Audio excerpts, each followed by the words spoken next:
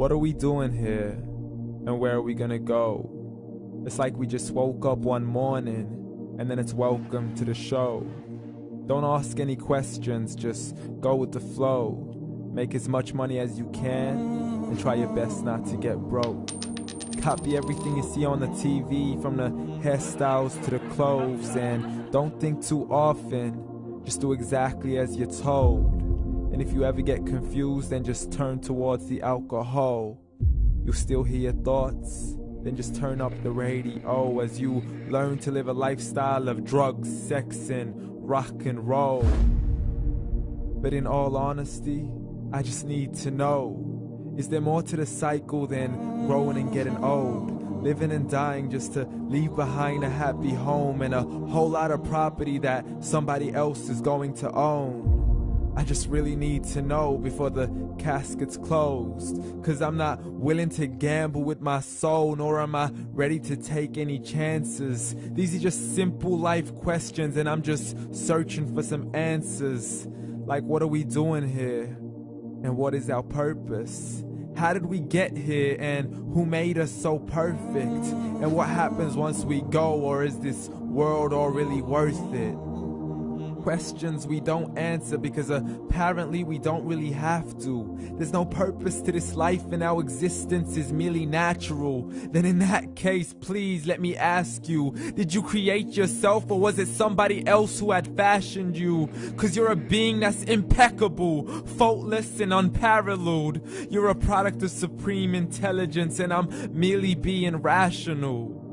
For there isn't a camera on this earth that can come close to the human eye, nor a computer that can compete alongside the human mind. And if the whole world was to come together, we wouldn't be able to create a single fly. So many signs, yet we still deny. As science tries to justify that all this could come from none, when it's a simple sum. 0 plus 0 plus 0 cannot possibly ever give you 1. So from where did all this order come? For everything has its origins, a maker, a creator of its own. I mean, the only reason you're watching this video is because somebody had to press upload. So we can believe in the Big Bang, but I'd rather believe in He who caused it to explode. Allah, the creator of everything, along with every single soul. The ever-living, the master, the only one who is in control. Unlike his creation, beyond our imagination. And no, he's not a man, nor does he have any partners in association. He's on his own. And no, he did not ever leave us alone. Just like every manufacturer, he left us with an instruction manual. The Quran and Islam, and I'm sorry to jump to conclusions, but it's the only one possible.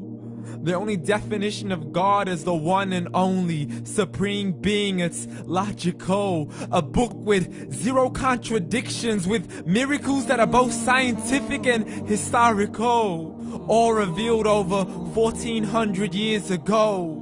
Like the detailed description of the human embryo. The descriptions of the human embryo in the Quran cannot be based on scientific knowledge in the 7th century. To the mountains as pegs holding firm the earth below, and the 2 seas that don't mix in a complete separate flow. To the planets in orbit, alternating night and day as they stay in flow. The expansion of the universe and the creation of everything from H2O.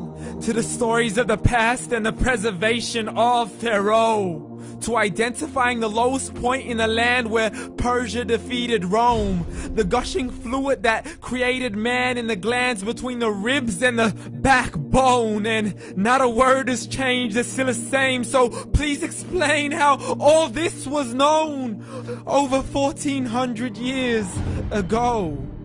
To a man who couldn't read or write, as he would recite whatever the angels spoke. And if you still don't believe, please try to come up with something that's even close.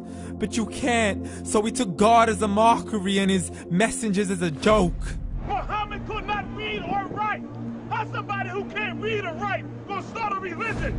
Dismissed his scriptures as legends and tales of the ancient folk, as we live life according to our whims, desires, and hopes. saying this life is the only home we will ever know. We will live then die, then simply turn to bones. YOLO!